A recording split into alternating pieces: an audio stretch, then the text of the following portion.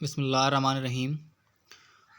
तो आज का हमारा जो टॉपिक होगा वो होगा school and student administration using technology. कि स्कूल और स्टूडेंट कैसे टेक्नोलॉजी को इस्तेमाल करके एडमिनिस्ट्रेटिंग के फ़राइज़ सर अंजाम दे सकते हैं। तो फर्स्ट ऑफ़ ऑल तो हमें समझने की ज़रूरत होगी कि हमारे पास एडमिनिस्ट्रेशन क्या है। एडमिनिस्ट्रेशन हमारे पास होती है परफॉर्मिंग और सुपरवाइजिंग, किसी चीज़ की सुपरविज़न करना, किसी काम को करने की सुपरविज़न करना, उसकी निगरानी करने को हम कह सकते हैं कि हमारे पास वो है एडमिनिस्ट्रेशन। उसके बाद नेक्स्ट हमारे पास जो अगला लेवल है वो हमारे पास होता है मैनेजमेंट।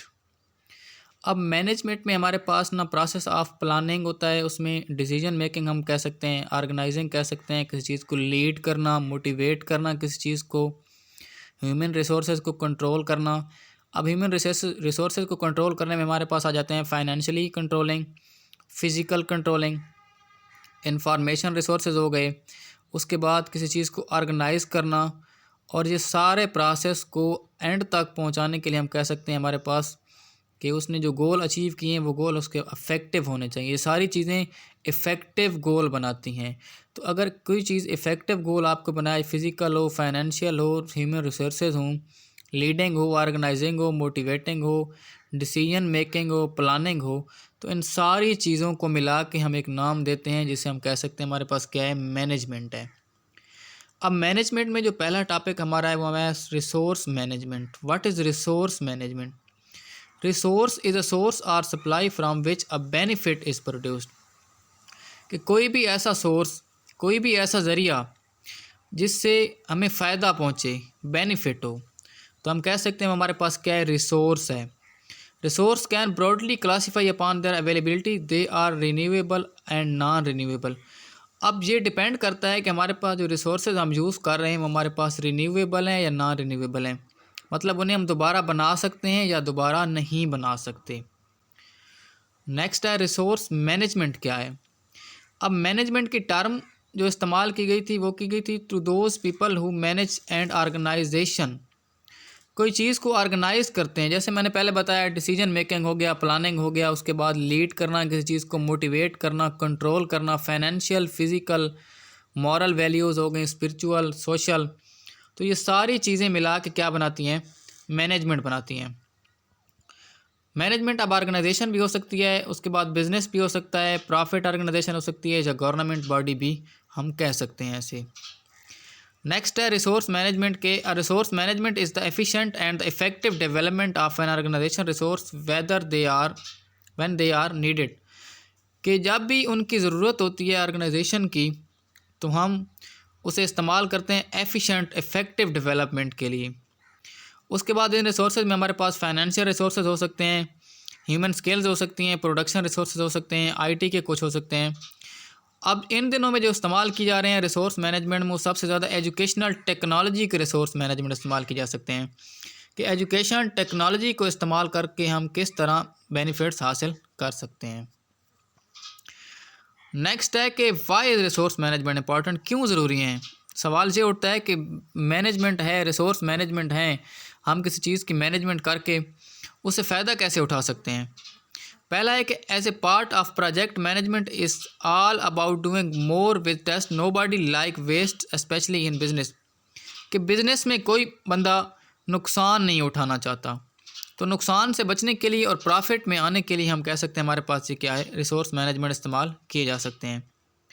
उसके बाद ये सेंटर्ड ऑप्टिमाइजेशन है, एफिशिएंसी है, when you know what you need to make a project successfully.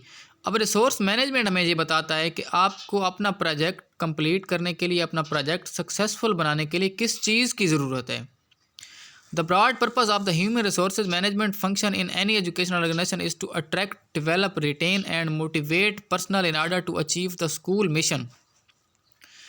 वही बात आ गई, स्कूल मिशन हो गया, आपका कोई प्रोजेक्ट हो गया, आपका कोई बिजनेस हो गया, उसको अट्रैक्टिव बनाने के लिए, उसकी डेवलपमेंट करने के लिए, उसको मोटिवेट करने के लिए, स्कूल के मिशन को कंप्लीट करने के लिए हमारे पास हम रिसोर्स मैनेजमेंट बहुत ज़रूरी है, इसे इस्तेमाल करना बहुत अहम है।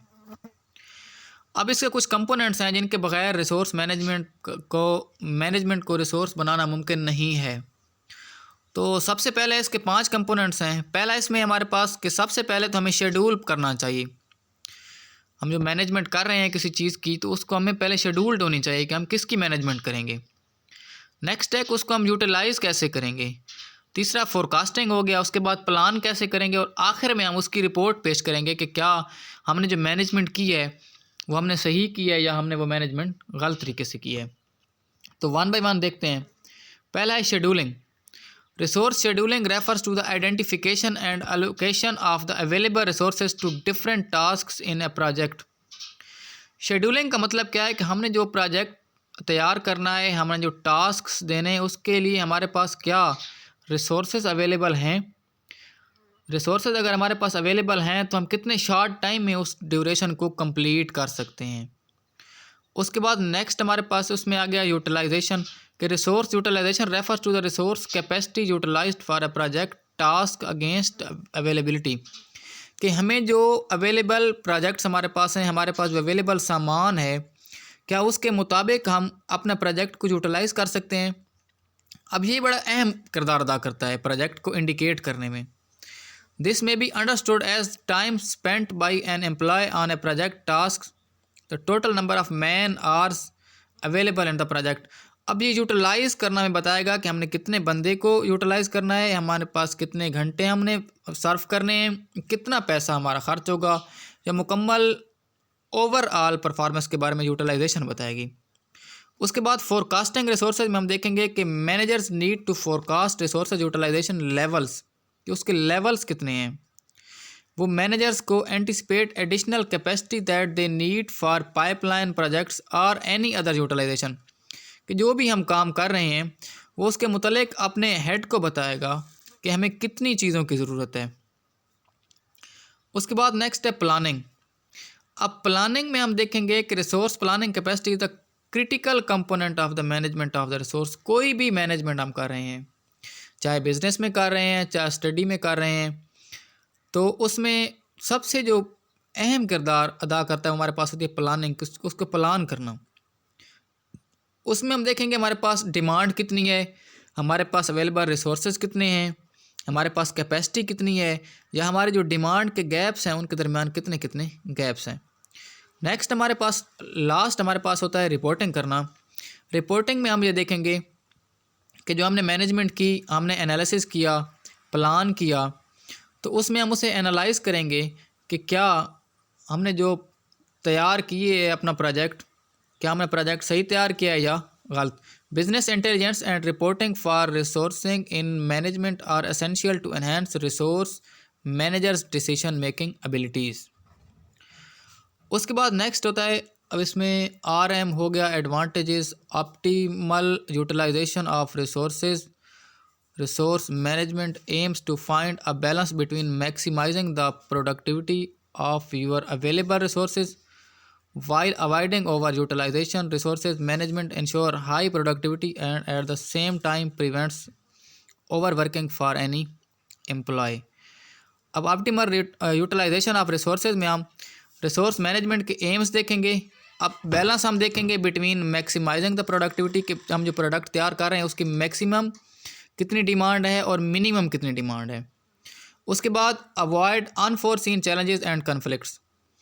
अब नेक्स्ट जो एडवांटेज है ना RM का, रिसोर्स मैनेजमेंट का, वो ये है कि अनफोर्सीन चैलेंजेस, ऐसे चैलेंजेस जो नज़र नहीं आ रहे होते, ऐसे झगड़े जो दरमियान में उठ खड़े होते हैं मैनेजमेंट के या उसके प्रोजेक्ट के दरमियान में, कोई काम के दरमियान में, तो उनसे अवॉइड करवाती है रिसोर्स मैनेजमेंट। उसके बाद प्रोजेक्ट की डिलीवरी को इम्प्रूव करवाती है। Has shown that projects with clear resource management plans are more likely to be successful. It reduces cost and increase margins while fulfilling stakeholders expectations.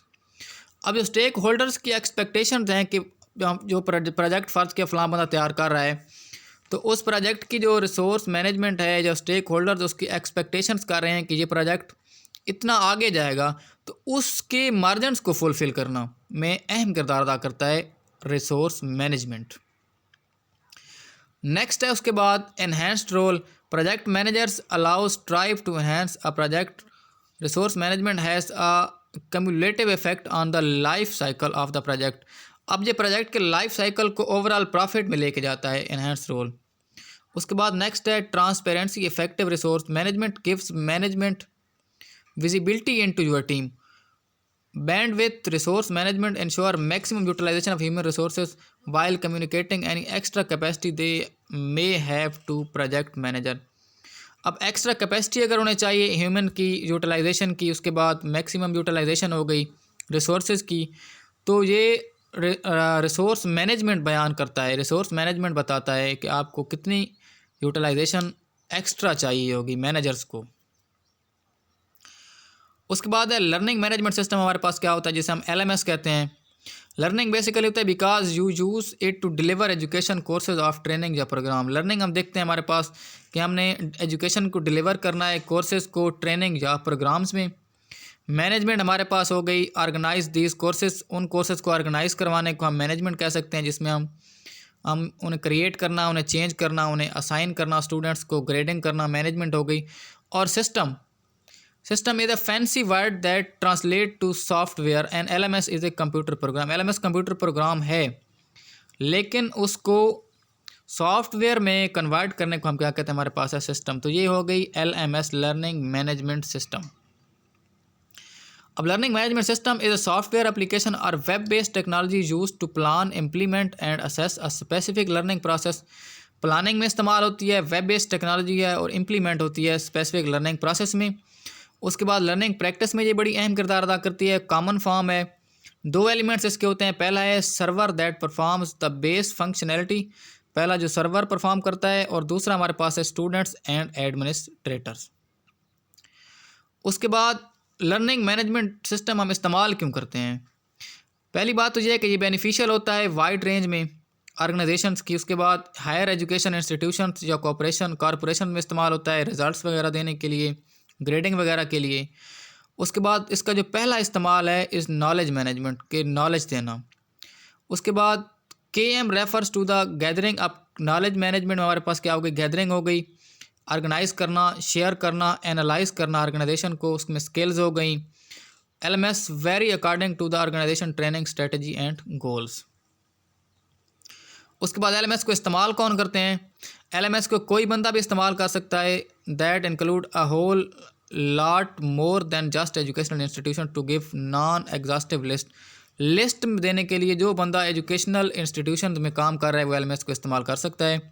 उसके बाद बिज़नेस में बंदे इस्तेमाल कर सकते हैं। उसके बाद लार्ज मल्टीनेशनल एंटरप्राइजेज में इस्तेमाल कर सकते हैं, मीडियम बिजनेस में आप इस्तेमाल कर सकते हैं, यूनाइटेड नेशंस के लोकल कोप में आप इस्तेमाल कर सकते हैं, नॉन गवर्नमेंट ऑर्गेनाइजेशंस में इस्तेमाल कर सकते हैं, और नॉन प्रॉफिट्स भी LMS को इस्तेमाल कर सकते हैं। गवर्नमेंट एजेंसीज इस्तेमाल कर सकती हैं, local government, traditional educational institution हो गया, स्कूल, यूनिवर्सिटीज़ या कॉलेजेस। उसके बाद लर्निंग मैनेजमेंट सिस्टम काम कैसे करती है? अब learning management system can thought of as a large repository that allows users to store and track information in one place. एक प्लेस पर आपकी जो सारी इन्फॉर्मेशन ट्रैक होती है वो बयान की गई होती है। उसके बाद आपके पास एक सिक्योर लॉगिन होता है, पासवर्ड होता है जो आपके पास ही होता है, जिसमें आपकी मुकम्मल इन्फॉर्मेशन दी गई होती है। उसके बाद जो सिस्टम सेल्फ होस्टेड है वो सिर्फ आप ही उसे कवर कर सकते हैं, आप ही उसे चला सकते हैं। कंपनी के सर्वर के पास सिर्फ आपका पासवर्ड और आपकी ID मौजूद होती है। उसके बाद some common features found in a successful LMS includes common features में रिस्पॉन्सिव डिज़ाइन होता है। उसके बाद यूज़र फ्रेंडली इंटरफेस दिया जाता है और रिपोर्ट्स एंड एनालिटिक्स दी गई होती हैं। उसके बाद ये कुछ कोर्स एंड कैटलॉग मैनेजमेंट हो गई। LMS होल्ड करता है कोर्सेज को रिलेटेड टू कोर्स कंटेंट। उसके बाद कंटेंट इंटरोपरेबिलिटी एंड इंटीग्रेशन हो गई। उसके बाद सपोर्ट सर्विसेज, इसमें LMS के डिफरेंट वर्जन्स दिए गए होते हैं। उसके बाद नेक्स्ट है सर्टिफिकेशन आपको दी गई होती है कंपाइलेंस की, कि आपका डेटा वहाँ पर LMS पर मौजूद है, आप देख सकते हैं कि आपका डेटा वहाँ पर दिया गया है, मेंशन किया गया है या नहीं किया गया। उसके बाद सोशल लर्निंग कैपेबिलिटीज़ हो गई। तो इसमें इसकी कुछ हमारे पास जो एग्जांपल हैं, सेल ट्रेनिंग हो गई, स्टूडेंट लर्निंग हो गई या एम्प्लॉय ट्रेनिंग। तो ये था बेसिकली LMS हो गया या एडमिनिस्ट्रेशन के बारे में हमने पढ़ा, या मैनेजमेंट हमारे पास क्या होती है। तो होपफुली आपको समझ आ गई होगी। तो अगर आपको हमारी वीडियो अच्छी लगी है तो हमारे चैनल को सब्सक्राइब करें और घंटी के निशान को प्रेस कर दें ताकि आप हर आने वाली वीडियो से मुस्तफ़ीद हो सकें। तब तक के लिए अल्लाह हाफ़िज़।